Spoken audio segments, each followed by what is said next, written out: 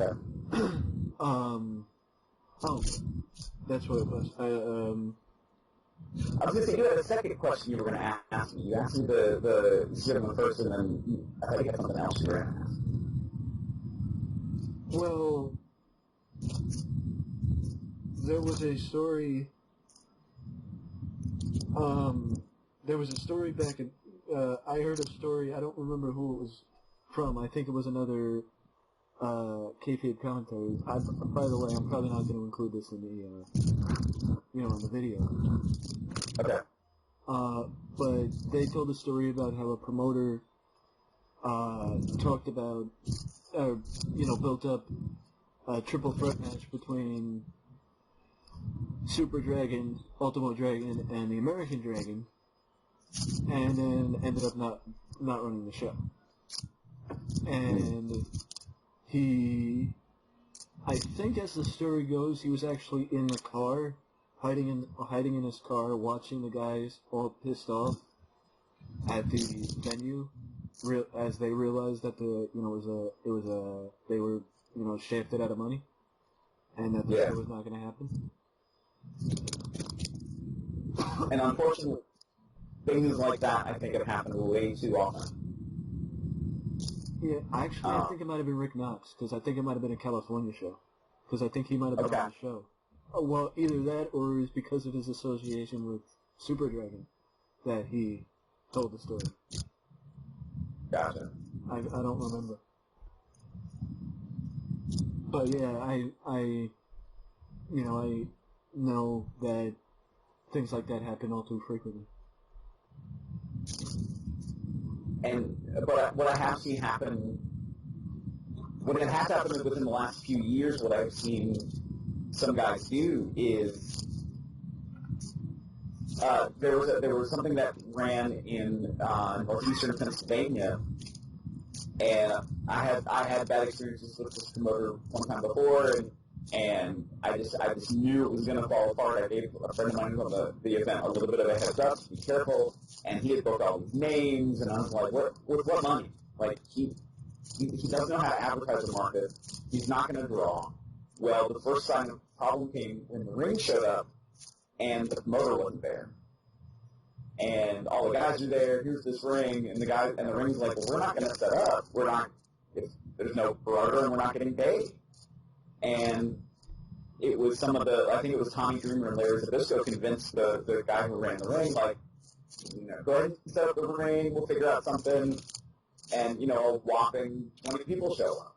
And allegedly, well, what had also happened was this guy was saying he was going to film an Indy movie starting the next day, and I think a couple of the wrestlers were supposed to be in the movie, plus all these actors he had cast.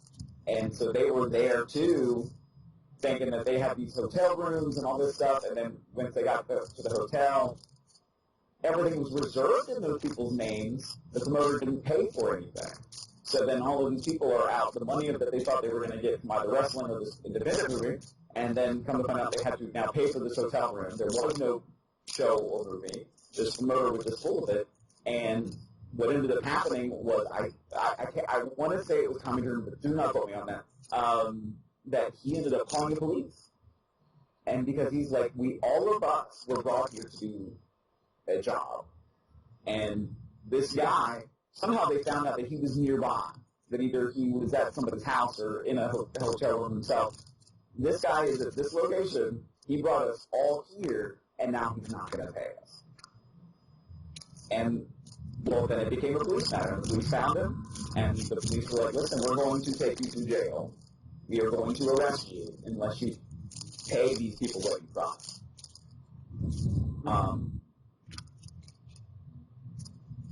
And just, that's probably the extreme of what I've heard, but I've heard that now a couple of times. I've heard that, a couple of years ago was sort of that running gag. I shouldn't say gag, but, there was a group of guys who went to Nigeria and got stranded in Africa because the promoter didn't book them a flight back. I've heard, things like that unfortunately happen. I was on an event recently where, and again, with, that whole balance of who does what for a promotion, where a promoter had somebody else, a arranged, some of the logistics for booking people, and you only needed like 2 reps. Well, 5 show up, and come to find out the guy he entrusted to do the logistics overbooked people and didn't relay that information, or didn't go back to those people and say, hey, listen, we don't need you today. And now the promotion's out of money. So, again, it's you have to be on top of your stuff. And if you're not, then you've already messed up. And one of the big cardinal rules, if you run an event, you better have the money for everything before you even open up the door. The money for your rent, the money for all your talent, the money for any renting of chairs or the ring, anything. You better have that money already together. And for me, like I said, talking about HWA, like that was something that was very important to me that I wanted to have at the get-go. I knew it would be a challenge by the time I got HWA, there had been about 10 months since there had been an HWA. And so I knew the very first time I ran with that HWA name, I can't I can't try to find sponsors and hope for the best. I just can't open up doors and hope that the door pays the way. Yeah. And what does scare me is in that area too. Now when I look at it, there are a couple different promotions in Cincinnati. None of them really draw.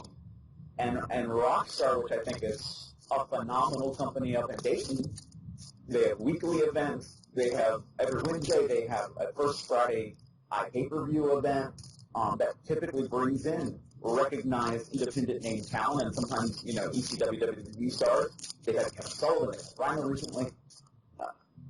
They brought in that caliber of talent, and sometimes they draw maybe about 200 people, but you would also think, like, wait a minute, they should be drawing in so much more with that level of talent and that kind of recognition. So it does scare me a little bit also to run the area, so it has to be a balance. And of course, if you're booking a company and, you have spots for, let's say, 30 guys in your roster, and 25 of them are former WWE names, you're going to be paying a lot. So you better do your due diligence and market and promote the best way you can to get all those butts in those seats so you recoup your money. Yeah. And make money, too. Not just make your money back, but then make money.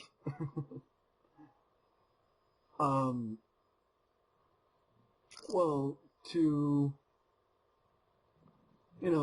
not to continuously quote from past interviews or anything of that nature, but anybody who knows about Paul Bosch and how he ran Houston Wrestling, he used to enjoy bringing in world champions, or, also known as people from outside of the state of Texas. And though Gary Hart, who booked for Paul basically until Paul went out of business, outside of Paul working with Bill Watts, but he let Paul do it, have his world champions within reason, because he didn't want the people that he was responsible to book to lose out on dates, meaning he had a core roster, and none of the core were Bob Backlund or Nick Bockwinkel or Dusty Rhodes. It was local talent who he knew that he could count on to make the event, and they were, people who made their name in the area. I'm not going to say that, Shawn Michaels was a part of it, but for example, because Shawn Michaels did get his start in Texas before going to Bill Watts, he, in a way, could have been considered one of the people that Gary Hart was responsible to get get bookings. But the only reason why Gary Hart cared about him is because he knew he could count on him. And he knew he could build up a company or a show around a reliable person like a Shawn Michaels or, anybody like a Johnny Mantell or somebody like that who was a local talent in that area that he could count on. and there has to be a certain level of trust Exactly. that you have to give. And I look at MCW Pro Wrestling, and they have such great talent on their roster. And one of the benefits of MCW is that they also have a training school, so they're bringing up so much of their own talent they're developing those guys.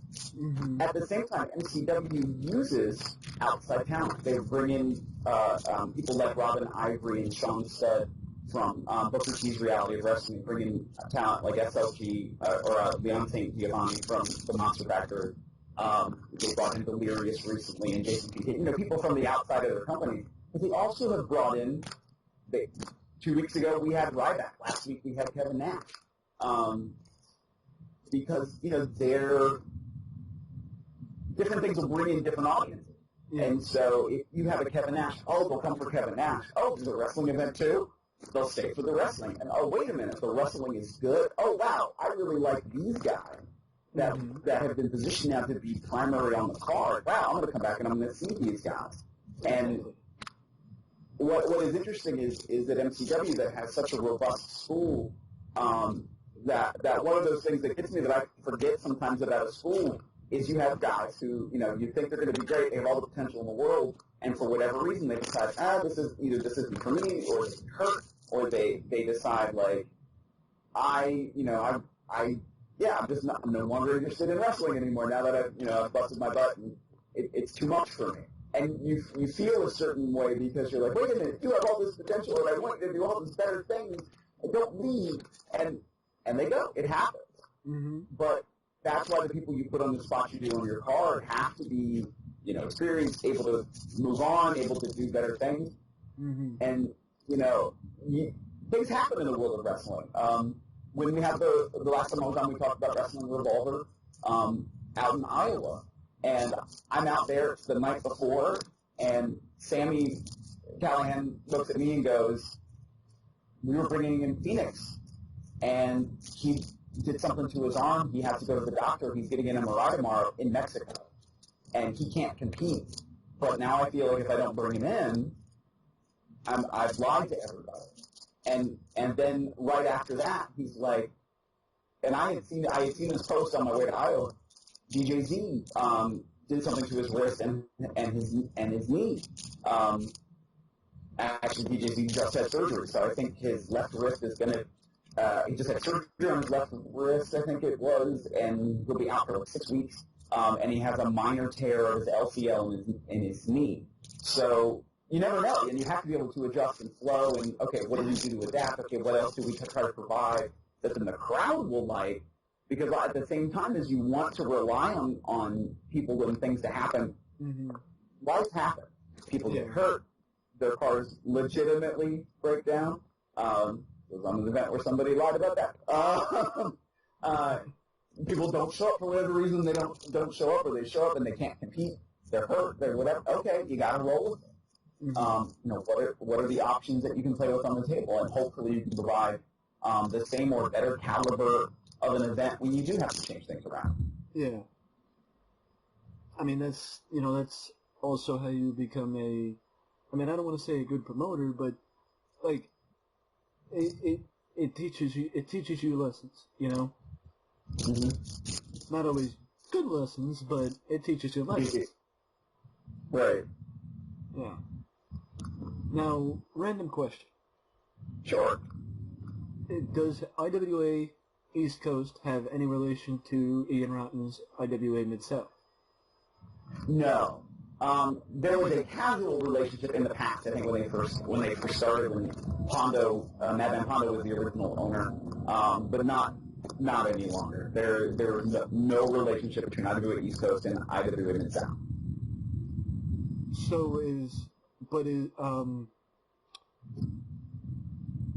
Now, with you telling me Madman Pondo was the original owner, that makes me think that this company is similar to IWA Mid-South in the aspect of there's a little deathmatch facet of the company. I would say yes, there is.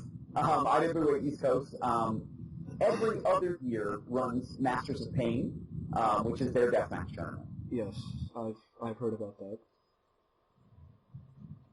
I've heard about that from the bulldozer himself, Mr. Matt Tremont. No, That's great. Like, I'm going to derail. He's an awesome guy. I love Matt Tremont. yeah, he seems very nice, and he seems very. He seems like he knows what he's doing. I mean, with the fact that he's got a real job now, or an extra job, I should say, with his retail store, Bulldozer's Collectibles. I would plug where it actually is, but I don't remember. It's in a mall somewhere, I think in Jersey, I think. It is in Jersey. Yeah. But I just can't remember exactly where. Yeah. My brain wants to say Glassboro, but that might be wrong. But look up Bulldozer's Collectibles. It is on Facebook. Yeah. Bulldozer's Collectibles. Yep. But yeah, once you said the name, it, just registered with me because of Ian Rotten. Yes, that is a good indication of the, I don't want to say legacy, because Ian's, as far as I know, IWA is still in business Mid-South. Mm-hmm. And as also far as I know, Ian is still in charge of the company. Yep. So I don't want to say the legacy that it leaves, but the knowledge that certain fans have of the company from those who have made it big, like Chris Hero and CM Punk and Cabana, who got their start in... Oh, and I think Kevin Owens had a little bit of a stint in IWA Mid-South. He had to have been there at some point. I just don't know how long per se. But I don't know if you remember the match, but it was the Ted Petty Invitational, and this is actually the reason why I know of IWA Mid-South, or one of the reasons. The other reason is Chris Hero and CM Punk's feud. Mm-hmm. One of the matches in the Ted Petty Invitational was with Claudio Castagnoli and Mike Quackenbush. And the reason why the match sticks out is because of the finish that it's a finish that you have to see to believe. I know it's on, I don't think that the full match is on YouTube anymore. I don't know, well, I probably know why. It probably has to do with Cesaro being in WWE. But, you can see the ending of the match, and, you're dumbfounded by how athletic both guys have to be to get that, to do something like that. Mm-hmm. Now, speaking of the Ted Petty Invitational, I'm not 100% sure, but what is your take on a company? I know Ian and, was that Rocco Rock or Johnny Grunge? Ted Petty. Oh, gosh, I had a feeling you were going to answer that, too.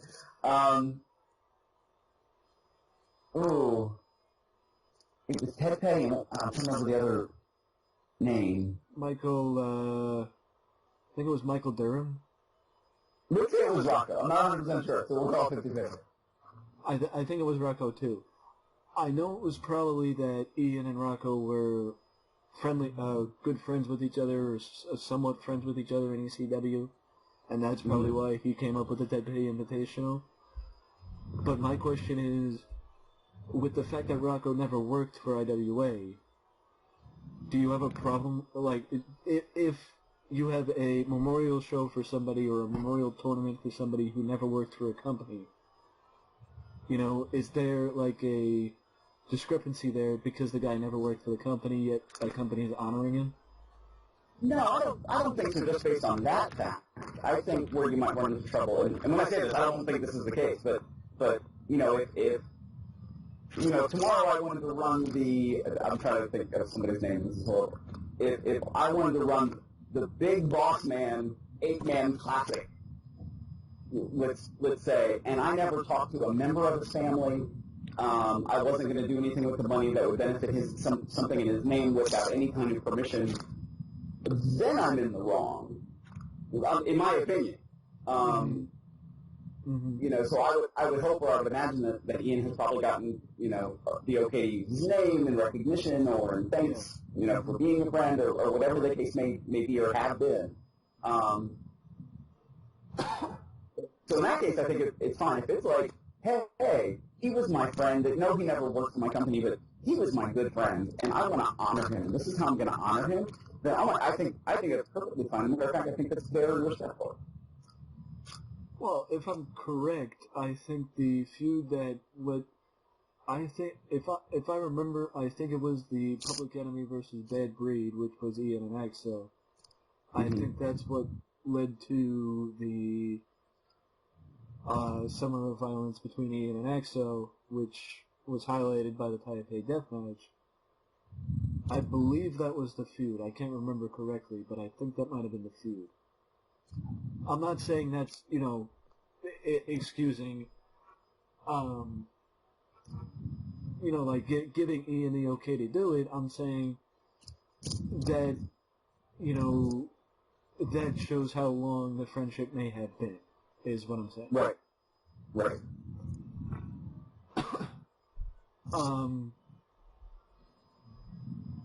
Now I wanna ask, as far as question out of curiosity. I'm not sure about this, but was Maryland Championship Wrestling ever associated with WWE, or was it just a lot of Maryland trainees went to WWE? It was so there's never been a formal relationship that I'm aware of, but it really has seemed like a lot of guys have gone on. A lot of guys and gals, I should say, because Lita came to the MCW training school. So, I mean, you're talking about Orlando Jordan, Lita, Patrick Clark is there now. And, I look at that as the success of the MCW training school. So many of our current guys have been featured on Raw or SmackDown recently. That came through MCW and got a connection because of MCW. So I think we have a good enough reputation that we've garnered a good working relationship. At the same time, I'm probably going to say something that might get me smacked a little bit, but we got that same cease and desist letter that other people got when we were using like images of Shawn Michaels or whoever that we used. That was a WWE photo, and we got that same notification. So though we may be friendly and though we may be able to work professionally side by side, they're not going to let us, what they look at as taking advantage of their property. So we have to think creatively in how we work together to make it a beneficial relationship. Yeah. But I. Having now worked with MCW over the course of the last year, I know when those phone calls happen like, hey, we need 3 guys, or hey, we heard you worked with this guy, what can you say, That happens. And I think that only speaks to the level of professionalism and the kind of relationship that we've been able to develop at MCW. Yeah, I that's understandable, and it makes a lot of sense. Do you think that with the doors that Gabe is opening with Evolve and WWE, that it could see a future of WWE working more with independent wrestling companies? I think there's an opportunity there, and I mean, if you look at kind of what's happened over the course of some time now, is so WWN got a good relationship with the WWE, and a lot of people, especially from the Cruiserweight Classic, have been featured. Were on Evolve, and even this past weekend, there was a showcase of some of the Cruiserweight Classic guys on Evolve, and at the end of the match, William Regal came out and gave Tony Nese a WWE contract. Interestingly enough, that happened at the MCW arena. So, they have a good working relationship. Finn Balor this coming weekend is going to be a part of Progress Wrestling's event. He's not injured, he's not competing, but Mick Foley was supposed to appear. He's unable to now because SummerSlam is going to be the next day. So Finn Balor, who's unable to compete right now, was allowed to compete. CZW was able to honor Drake Younger, who is currently a WWE referee, in their Hall of Fame last year. So, or I shouldn't say last year, last spring. So I think they're more open to some opportunities depending on what it is. I mean, and in the day, and this is going back to the 80s and 90s, you used to be able to book WWE guys for local independent events. You had to go through, of course, the WWE office. You had to get permission. They're not going to let they weren't going to let Hulk Hogan go, per se, but they allowed it as long as you kind of went through them. Now they have a tighter rein, and they were very tight for a very long time. And now there's these little opportunities. And it's, what can you do? Mostly for the developmental guys, though, because they're not on the main roster yet. Right, and again, that makes sense. But I think that helps to keep the door open for relationships. And you never know. You just never know when you may need. I don't want to say a favor. That's too strong. But what happens when? I almost said a name. Let me be careful. What happens if I have a deal with somebody, like a Ken Dixon at MCW, who's the current MCW Rated Television Champion, and WWE says we want to give him a developmental deal, but you know what? We need him down here, and he needs to be here for the next month, and we have 3 events that month, and okay, well, can we at least have him drop the title on this date? Can we take care of trans and we'll figure something out? What can we work with you on? Them, I think, having that awareness helps both parties. And when I say both parties, I don't mean MCW and WWE. I mean, like, MCW, WWE, and the wrestler. Because then the wrestler isn't looked at like, oh, they left me. Even though, of course, it's for the WWE. Of course, that's where they should go. Of course, loyalty is one thing, but at the same time, that's a full-time job. Please sign your contract. But there could be a sense of resentment per se with some places, and I've heard promoters say that. I can't believe this person got signed because they left me in the lurch. It's like, what are you talking about? No, that's a full-time job and a contract. Let them go and be happy for them, and talk that up and talk about it. Exactly. You help get them. Talk about that. But I think it builds a good relationship. WWE doesn't have to do that. I think it then leads to a better feeling about the WWE on the talent side, as well. And I think that just leaves people feeling a little bit happier about some things. Yeah. Well, speaking of WWE, actually, it's more speaking about the image of a known brand. There's quite a legacy, I would say, with Maryland Championship Wrestling, considering they've been around for as long as they have been, and also HWA. Why not now, first Maryland Championship Wrestling, and then we'll get into HWA. But does it mean that they've been around for so long? Like, does the idea of having I mean, I know you're just the general manager, you're not really, like the main promoter like you are for HWA, but, like, do you think that the image, do you think that the name Maryland Championship Wrestling, or the old name Maryland Championship Wrestling, is known with fans enough that they can attract a crowd just based on the name? At present day, MCW can do that. That does not mean that we still don't have to work on it. That does not mean that we're not benefited by bringing in names and stuff like that. But I think we can, because I've seen us run events not at the MCW arena, in like Frederick, Maryland, for example, where we didn't have a name, and wow, we still have 350 people. And, I've seen where we run Hollywood, Maryland, which is, to give sort of an understanding of where that is located. So the MCW Arena is located just north of Baltimore, Maryland, so a major metropolitan city. And when I say just outside of it, within 15 to 20 minutes you can get to downtown Baltimore. Hollywood, Maryland is like an hour and 15 minutes south of D.C.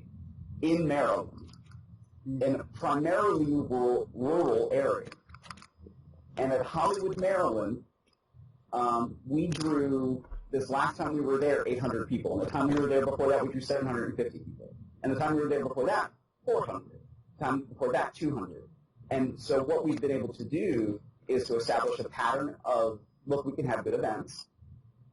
Word of mouth gets out. And of course, you have to keep marketing it. It isn't just, again, put up a ring and, oh gosh, let's hope they come. But the more people see your name, the more people recognize, like, wow, this has been fun, it's been a good event. They talk it up, you talk it up. Exactly. More people will come the next time. And what you have to offer. And I think we've been able to establish that. CZW, if you look at CZW, where, yes, a lot of those guys are what you would call independent names, and maybe some of them have been featured here and there on some national television or international television.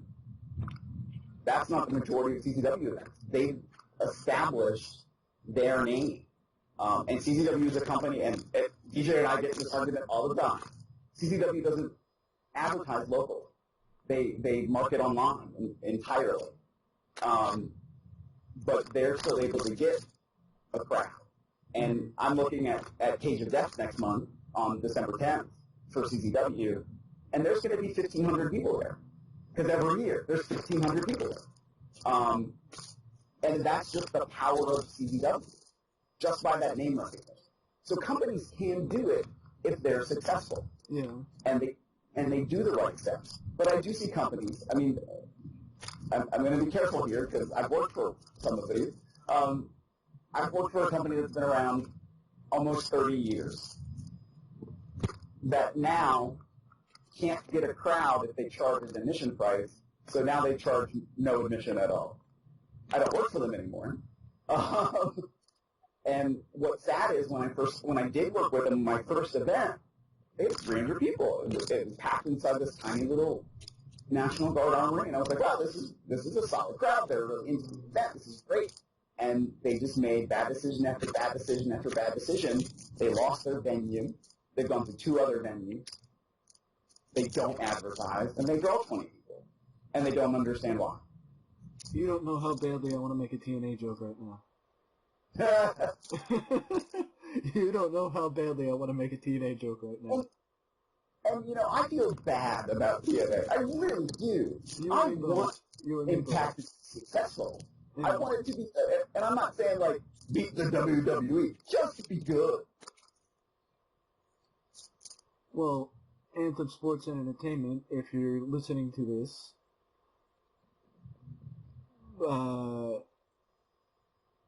I hope Anthem does. I hope Anthem understands. People want success for Impact Wrestling. They want to see a good product that's entertaining, that people get into. They want to see it have good marketing. They want to see, people come to the product. They want to see success. But, and again, some of that is the loyalty you build with the talent on your roster. I think they have some repair to go with their current roster, maybe even with some former roster members. I think they have to. I think back when TNA first started, and they had the weekly, Wednesday night pay-per-view. Yep. Oh my gosh, that was phenomenal. And everybody talked about it. and you had almost, I don't want to say an exclusive feel, but it almost to me was like the grand stage version of what PWG is now. Like here you have these hot spots of talent from all over the country and in some cases the world on this really cool different stage for them to perform and to be looked at by a national audience. Yeah. And then, and I don't even know necessarily, I mean, I know there's individual things that have not gone right, but, you know, what was it that has just separated them to be this wholly different looked at product? Yeah. And I don't know where, and right now I don't watch the product. To be very fair, I currently don't watch. The last time I tried to watch, I really was turned off. I love the Matt Hardy stuff because it's different. It's kind of cool because it's different. And that's just it. Don't try to replicate the WWE. Be your own thing. Do something different. Try to push that envelope. And if that means you need to be the ECW to the WWE, be the ECW of WWE. That doesn't mean bring back all the ECW guys, though. I love them. Do your own thing is what I'm really trying to say. I look at Lucha Underground, and oh my gosh, that is awesome. I wish I could sit there for 2 hours and watch Lucha Underground. And take notes. Like, sorry, maybe I'm going on too much of a rant, but I love what Lucha Underground has done. I love the caliber of talent that they have. I think they've taken the best of Lucha Libre wrestling, which people always have had this latent interest in. I think they've brought the best in some of the national independent talent that's available. And I love the fact that they have this showcase and this great opportunity, and it's presented differently. It's still wrestling. We can call it lucha. It's still we know it's pro wrestling, but it's different and it's standing out. And that's what I enjoy so much about it. Yeah. Well, Impact, I'm sorry, don't beat CW in 1999 trying to continue that story. You know, you're done. Move on. Yeah. Do something different. Well, to be fair, Anthem, if you're listening, listen to Phil, don't listen to me. And in all honesty, I thought that this is not an insult to CZW, but I thought that I honestly think that they could draw more than 1,500 people for Cage of Death. Just on name. And you know, we've drawn 1,800 before. It always depends a little bit on, you know, who at the end of the day is going to be on that card, and you'll find out. We have an event this weekend for CZW, and you'll find out after this weekend then how Cage of Death is coming together. And, you know, I think there will be interest off of that on who we will use and what people will think of coming. I think we've built some storylines, but some people know, like, where some things are heading for Cage of Death, but not everybody sees it yet. After this weekend, people will connect those dots finally and go, oh wow, I see how they're building the Cage of Death, and now I really want to come. This is the WrestleMania of CZW. Yeah, for anybody who doesn't know that, or for anybody who doesn't realize that basically every company does have their version of WrestleMania. You know, Ring of Honor has Final Battle, TNA has, I think they still have Bound for Glory, and CZW has Cage of Death.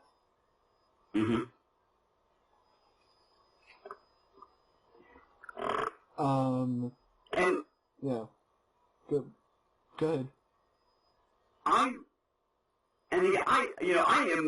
I love wrestling. I love professional wrestling. I love watching wrestling since I was a kid, and I want to see it flourish.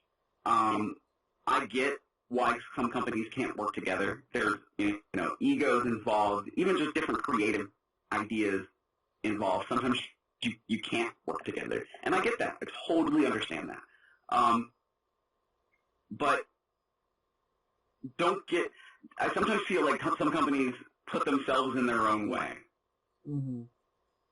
And, I do feel in some ways, the few things I do know about how Impact has operated, I do feel that they have done that. Unfortunately, I look at some independent companies that seem to start off with all the promise in the world, and then just whatever happens, and they can't, in the end, get it together, and they lose out on what could be such tremendous opportunity for them and their talent. I completely agree with you. And just to go back and reference what you mentioned earlier, at their home away from home on Saturday, November 19th, it is Combat Zone Wrestling's build to Cage of Death on December 10th.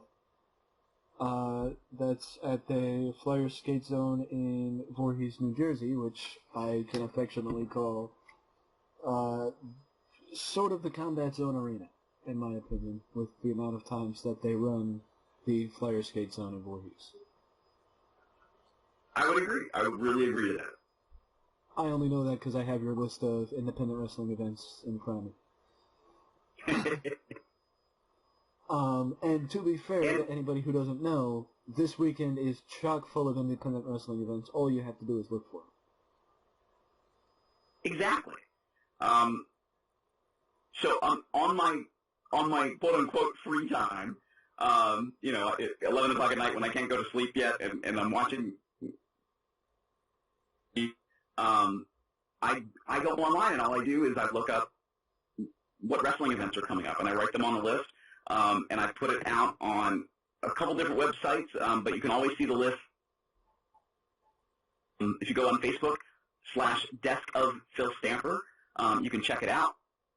I put it up. I send it out every week, and it lists events for the next 2 weeks. And even though Thanksgiving is next week, there are so many events the next 2 weeks. Yep. I would say I have, I think, 8 pages of events in front of me. About half of them may be events that I may not be able to use, but that doesn't mean that by use, I mean, help promote. But that doesn't mean that fans should not still be paying attention to them, because like I said, all you have to do is look. And to be fair, some of them are very unknown companies, but others are known companies like Northeast Championship Wrestling, I apologize, Northeast Wrestling, like Westside Extreme Wrestling, which I am aware that they have done, I don't know if they still have a working agreement with Combat Zone Wrestling, but I know they did in the past. We're still very friendly with them. Actually, also this weekend, though CZW is having, our event at our home away from home, we're also co-promoting 3 events in England, with Preston Championship Wrestling, and with Title Wrestling. So we're all over the place. Chris Dickinson, David Starr, Dave Christ, Zach Wentz, Desmond Xavier are overseas, and Joey Janela, are overseas representing us in the United Kingdom at the same time as we're having an event here this Saturday in Voorhees, New Jersey. Small world. Right. Yeah. And I will also say that there is actually a company called Northeast Championship Wrestling. They have a show up in Norwood, Massachusetts on Friday, November 18th. And the other one I want to put over is Santino Morella's Training Academy is having a show, the Battle Arts Academy, on Friday, November 18th as well. And at the Don Kozlov Arena in, is it Mississauga, Ontario? Yeah. And I pulled that one from memory. I can't believe I did that. Well, and to be a little bit of to show a little bit of bias, because it's from my neck of the woods, Create a Pro Wrestler the Creator Pro Calf Wrestling Academy is also having a show today or tomorrow. Tomorrow, Thursday, November 17th, at the training center. So anybody in any of those areas, Norwood, Massachusetts, Mississauga, Ontario, or in the area that actually know about Creator Pro Wrestling, Creator Pro, feel free to visit there, or also Combat Zone Wrestling and Ring of Honor is also on their European tour at this point too, as they have a show coming up in Liverpool.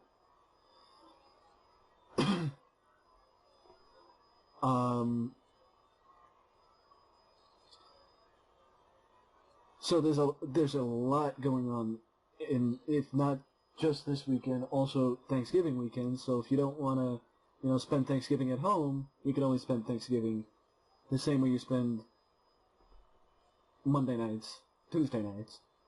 God, there's a lot of wrestling on TV. Yeah, you can always spend it in an arena watching people fight for your entertainment. Absolutely. For Rockstar Pro has an event in Dayton on Thanksgiving night. They're not the only one, but that's one of them. And it's become their tradition. So there's a crowd that wants to see it. We know it's there. These are your guys. Like, these are guys that will come and hang out with you. These are guys that, you will be able to see and compete and develop a relationship with. And when some of those guys go on to make it big and sign that contract, you saw them when they got started. And it builds just this whole different level of connection to the wrestling product that you watch. Yeah. Now, before we get into Heartland Wrestling, I just wanted to compare... I know this might be a little strange for a wrestling video, but I wanted to compare the economies of Cincinnati and Maryland, the home base for Maryland Championship Wrestling. Does the economy of those areas have anything to do with the success of the wrestling promotions in those areas? It can. When you look at the Baltimore, D.C. metropolitan area, it's a pretty high cost of living in this area. And when you look at the Cincinnati area, the cost of living is a lot lower, rent's a lot cheaper. So that makes an opportunity to run professional wrestling a little easier to do. The commission is less strict in Ohio than it is in Maryland, or less stringent. I shouldn't say strict. I should say stringent. Yeah, you can say stringent. I can say strict because I'm not in the business. There you go. And it is different.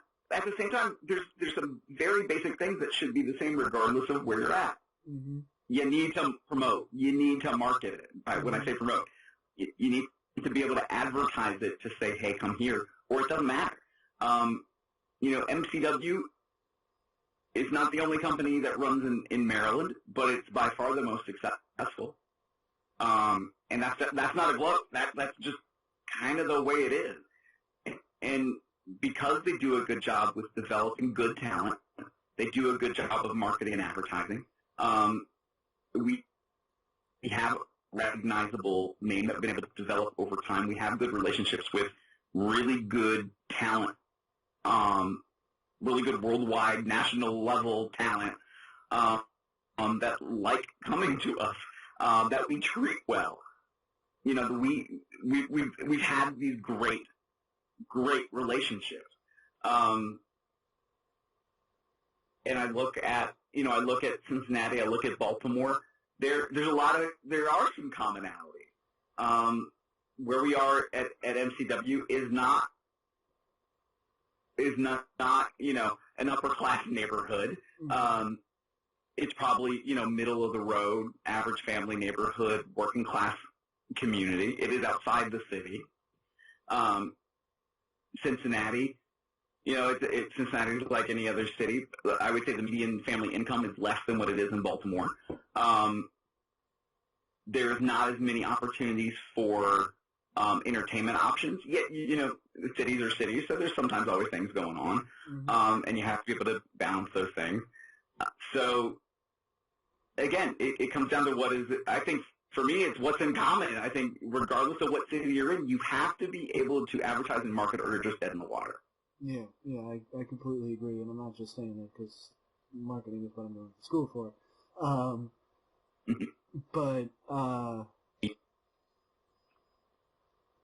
mean, that's, like, in any business, you have to be aware of your surroundings.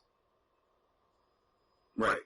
And I'm not saying that, Cincinnati's a dead market. I'm just saying that you, like, like when, like to say when the Cavaliers, not to bring basketball into this, but to say when the Cavaliers won the NBA title that didn't, boost up the economy, and that when the Indians made it to the World Series, that didn't help the economy, you'd be lying, because that's what sports are supposed to do. They're supposed to help the economy. Right. I mean, a report just came out, I can't remember if it was today or yesterday, from Dallas, that WrestleMania 32 brought in something like $107 million in one weekend to the local economy. Exactly. That's what wrestling can do if wrestling is hot in that area. Not to show my knowledge, but that's what the territories did. The territories kept wrestling hot. Right. And what's interesting to me is fortunately I have a good relationship with a lot of people in wrestling and a lot of promoters.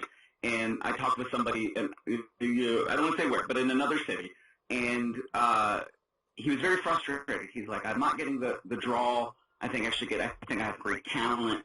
I feel like I'm advertising. And as we talked, I was like, well, you don't send anything to your mainstream press, to your local papers, to your news stations, to your radio station. And he's like, what do you mean? I should do that? Like, they're not going to cover me. Why would they cover me? And I gave him links to 3 different examples of 3 different companies, MCW, Rockstar, and CZW, that got free coverage in their local papers. Because, oh, wow, wait a minute, you're consistently running. I'm hearing your name. You send me your press release every month. Oh, wait a minute, I have a friend who goes there. Oh, this must be a bigger thing. Wait a minute, it's a slow news week. We can cover this story. For whatever reason, you can latch on, a newspaper or radio, be interested in doing something with you because of what you just said, because it can build up the economy in the area. It can build up an entertainment option, and they want to be a part of that too, because they get good coverage, drops their name when we turn around and say, thank you, and this actually happened today. Thank you, WBAL TV in Baltimore, for covering Rob Van Dam and interviewing him today to promote the fact that on Sunday, Rob Van Dam is coming to Jimmy's Famous Seafood in Baltimore to do his comedy show. And, by the way, stay around afterwards for our Survivor Series party. So it is a good back-and-forth relationship, because now we've been able to celebrate and say thank you to WBAL as they talk about the event that we're running. Well, if anybody from WBAL is listening now, once again, thank you for the promotion for... Absolutely. Well, now we've waited long enough. Talk a little bit about Les Thatcher and the lineage he lives behind with HWA. Well, I will say the very first thing I did when this was happening was I reached out to Les Thatcher. Because to me, in my own personal history of wrestling, he was one of the very first wrestling promoters I ever talked with. And it was from the perspective of being a fan. I have family. I grew up in Maryland, but I have family out in Indiana. And I wanted to go see an event. And this is me, naive teenager kid, I sent an email to HWA, which by that time had been featured on MTV, had been featured on, I think, 2020, had been on CBS. So there was definitely name recognition with who HWA was.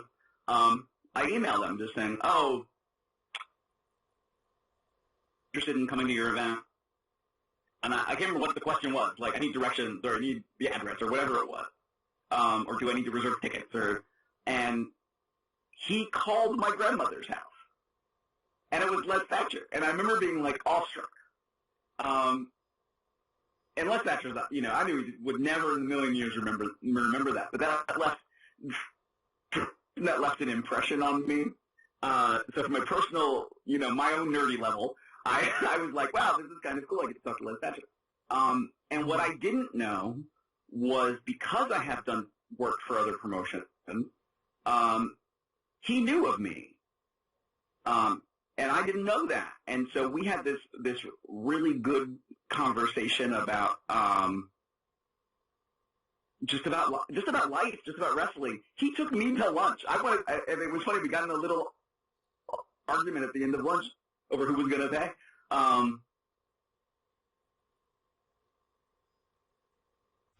As far as I know, you finished the story. You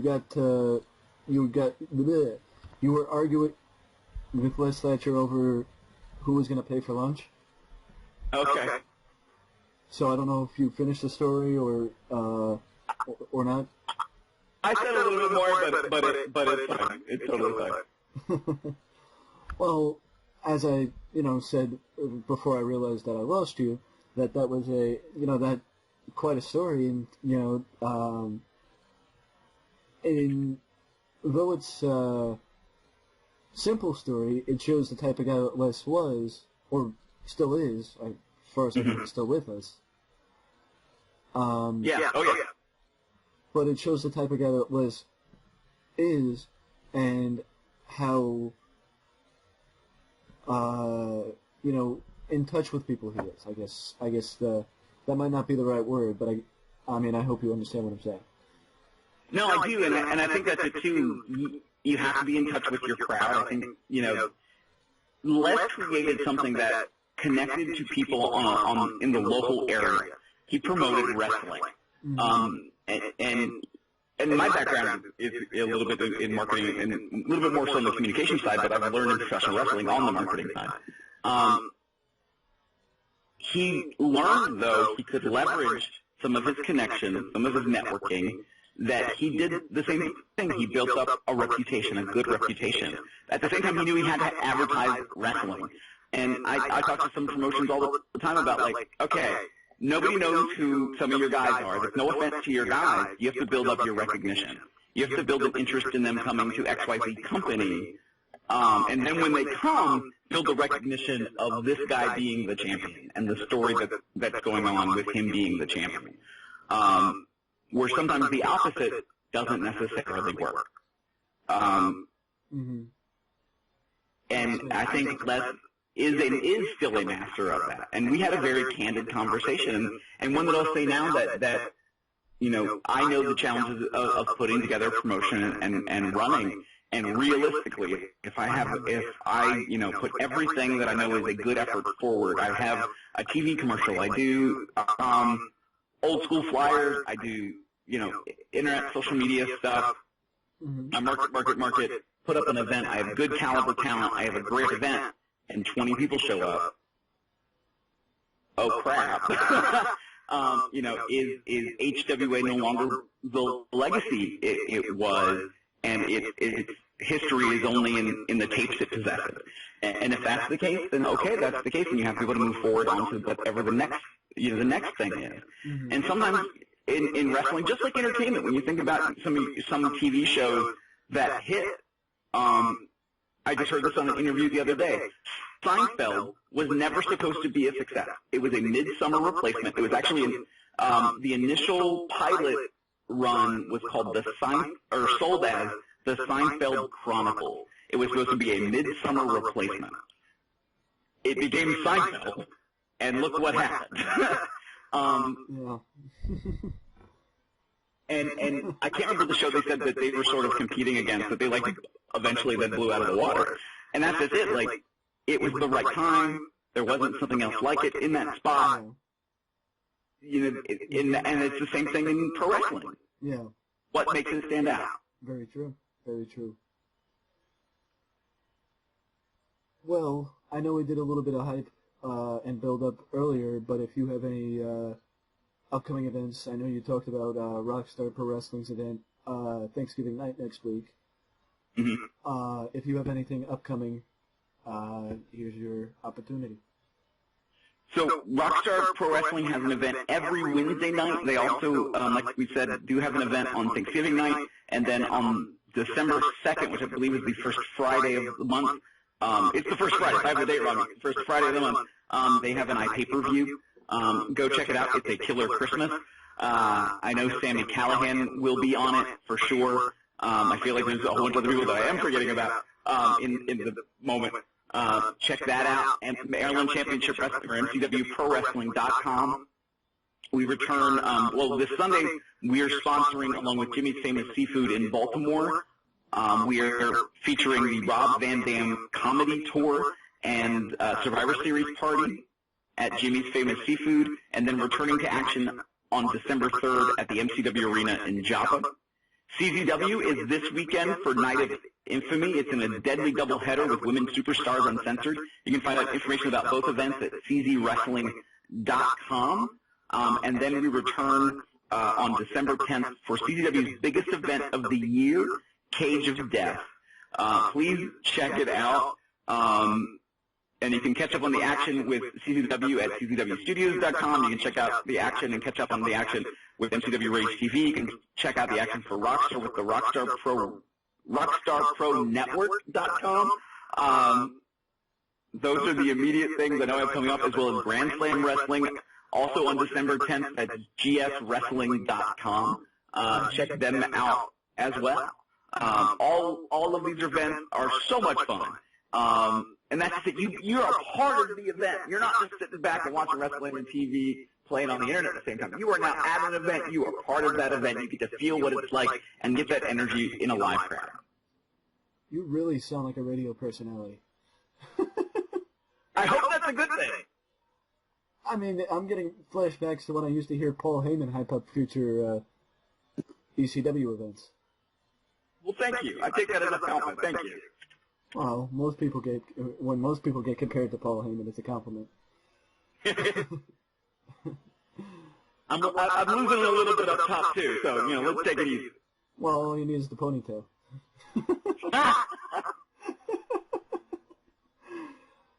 Well, even with all the problems from that Skype dealt with us today, it was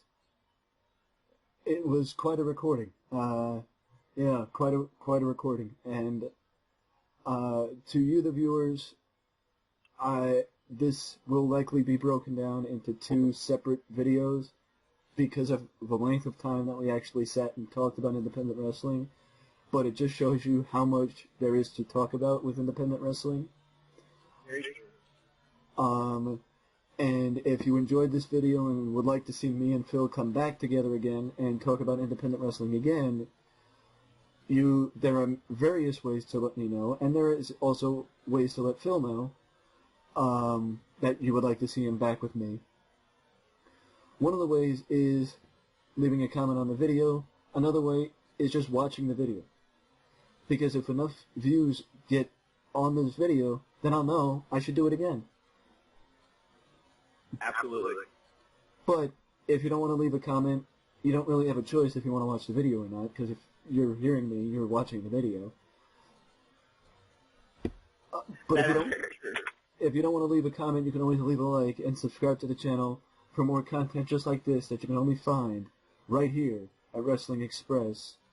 And I would like to thank Phil Stamper for joining me once again for a very interesting independent wrestling spotlight this time around. Thank you very much.